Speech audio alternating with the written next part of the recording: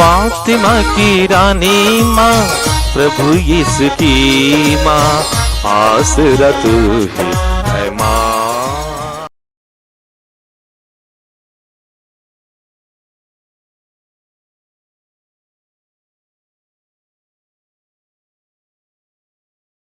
पहला पाठ नबी सफनिया का ग्रंथ, अध्याय 3, पद संख्याएं 14 से 18 तक। हे सियोन की पुत्री, आनंद का गीत गा। हे इस्राएल, जयकार करो। हे यरूशलेम की पुत्री, सारे हृदय से आनंद मना।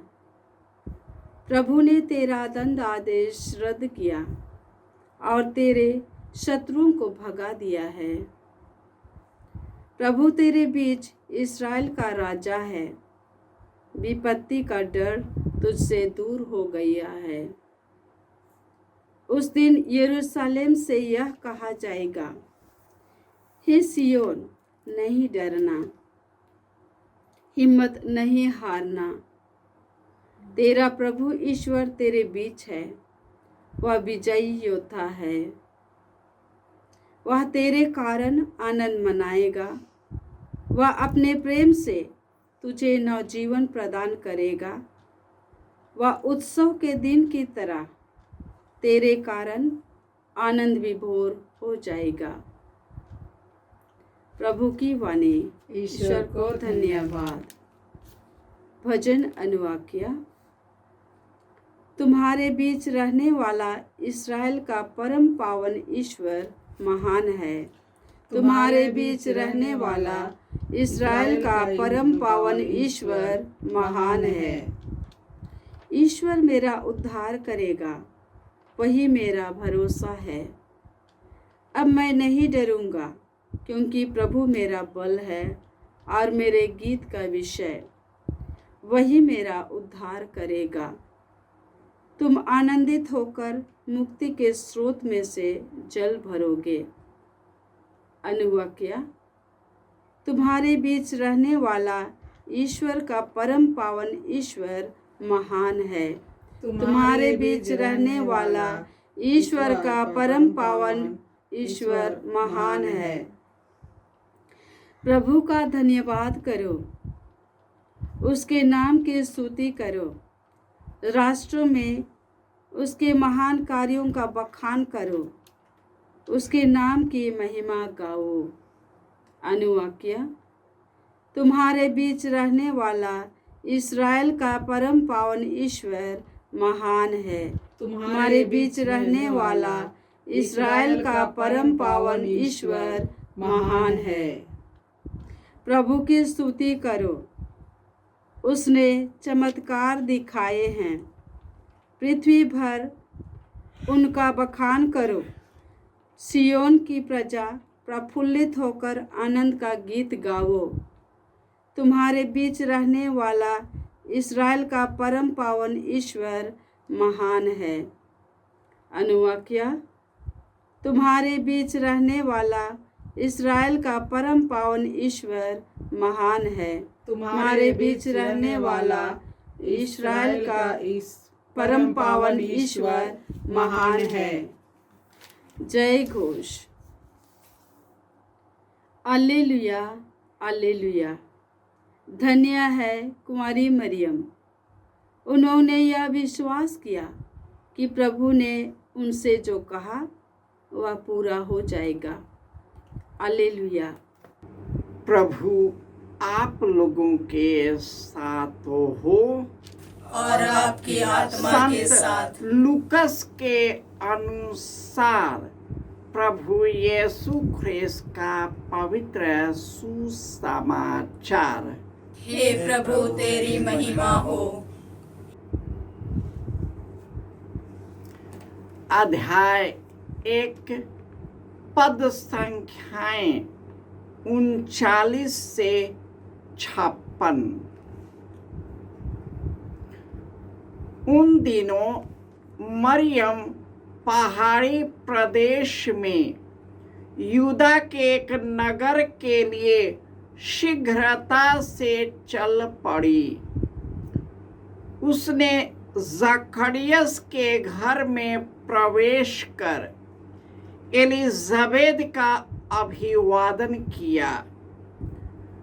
जो ही एलिजाबेथ ने मरियम का अभिवादन सुना, बच्चा उसके गर्भ में उछल पड़ा और एलिजाबेथ पवित्र आत्मा से परिपूर्ण हो गई। वह ऊंचे स्वर में बोल उठी, आप नारियों में धन्य हैं और धन्य है आपके गर्भ का फल। मुझे यह सौभाग्य कैसे प्राप्त हुआ कि मेरे प्रभु की माता मेरे पास आई, क्योंकि देखिए, जो ही आपका प्रणाम मेरे कानों में पड़ा, बच्चा मेरे गर्भ में आनंद के मारे उछल पड़ा। और धन्य है आप जिन्होंने यह विश्वास किया कि प्रभु ने आपसे जो कहा वह पूरा हो जाएगा। तब मरियम बोल उठी, मेरी आत्मा प्रभु का गुणगान करती है, मेरा मन अपने मुक्तिदाता ईश्वर में आनंद मनाता है, क्योंकि उसने दीन दासी पर कृपा दृष्टि की है। अब से सब पीढ़ियां मुझे धन्य कहेगी, क्योंकि सर्वशक्तिमान ने मेरे लिए महान कार्य किए हैं। पवित्र है उसका नाम, उसकी कृपा उनके श्रद्धालु भक्तों पर पीढ़ी दर पीढ़ी बनी रहती है। वह अपना बाहुबल प्रदर्शित किया है, उसने घमंडियों को तितर बितर कर दिया है, उसने शक्तिशालियों को उनके आसनों से गिरा दिया है और दीनों को महान बना दिया है। उसने दरिद्रों को संपन्न किया और धनियों को खाली हाथ लौटा दिया है। इब्राहिम और उनके वंश के प्रति अपनी चिरस्थायी दया का स्मरण कर उसने अपने पूर्वजों के प्रति अपनी प्रतिज्ञा के अनुसार अपने दास इस्राएल की सुध ली है। लगभग 3 महीने एलिजाबेथ के साथ रहकर मरियम अपने घर लौट गई। यह प्रभु का सुसमाचार है। हे क्रिस्त तेरी स्तुति हो। ख्रिस्त में प्यारे भाइयों और बहनों, आज माता कलीसिया माँ मरियम का एलिजाबेथ से भेंट करने का महोत्सव मनाती है। आज के पहले पाठ रोमियो के अध्याय में संत पौलुस कहते हैं कि आप लोगों का प्रेम निष्कपट रहे, आप बुराई से घृणा करें, भलाई से प्रेम करें, सारे हृदय से एक दूसरे को प्यार करें और हर एक दूसरों को अपने से श्रेष्ठ माने। आप अपने अत्याचारियों के लिए आशीर्वाद मांगे। हाँ, आशीर्वाद, न कि अभिशाप। आनंद मनाने वालों के साथ आनंद मनाएं रोने वाले के साथ रोए, आपस में मेल मिलाप बनाए रखे, घमंडी न बने, बल्कि दीन दुखियों से मिलते रहे। आज के ये जो पौलुस का कथन है, सब कुछ माँ मरियम में पूरा होता है। माँ मरियम दीनहीन है और ईश्वर से जुड़ी हुई है। जब वह प्रार्थना में लीन थी तो स्वर्गदूत उसे दर्शन देते हुए सब कुछ बोलता है। जब उसे ईश्वर के संदेश का पता चलता है, वह समर्पित हो जाती है। और जैसे उसे पता चलता है कि उसकी कुटुंबनी एलिजाबेथ जो बांझ थी, आज उसका गर्भ का 6वां महीना है, उसकी सेवा के लिए वह निकल पड़ती है। ऐसे जुझारू माँ मरियम है जो अपने लिए नहीं, दूसरों के लिए अपना जीवन अर्पित करती है। और जैसे ही उसका प्रणाम एलिजाबेथ को सुनाई पड़ती है, उसके पेट का बच्चा गर्भ में खुशी के मारे उछल पड़ता है।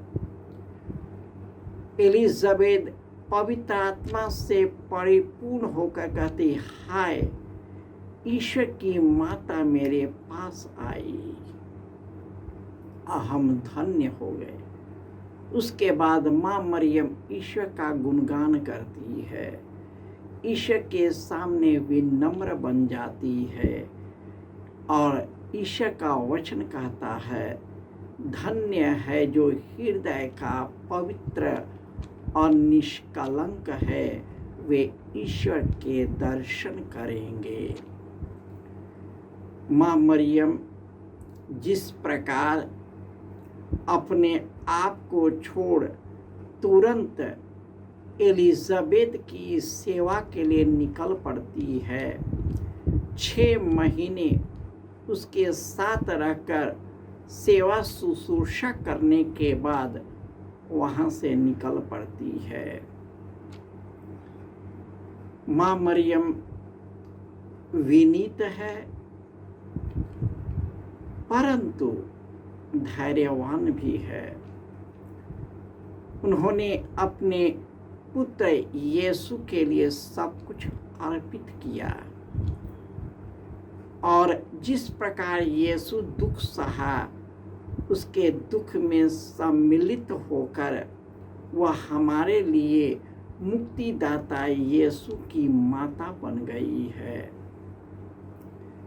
माँ मरियम की एक खूबी रही है, जब कभी इस संसार में हलचल मचा है, माँ मरियम दर्शन देते हुए एक ही बात बोलती है, पवित्र बनो, पाप से दूर रहो, मेरे पुत्र यीशु की ओर मुड़ जाओ, तुम्हें जीवन मिलेगा।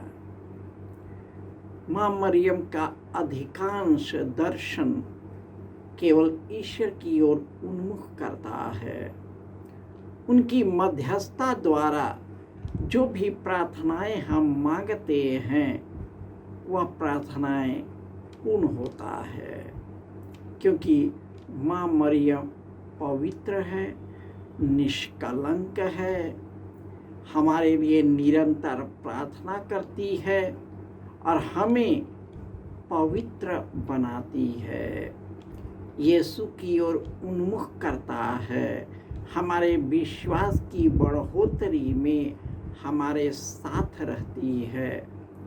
आज माँ मरियम की मध्यस्थता द्वारा प्रार्थना करते हैं कि जिस प्रकार माँ मरियम एलिजाबेथ की सेवा के लिए तुरंत निकल पड़ती है।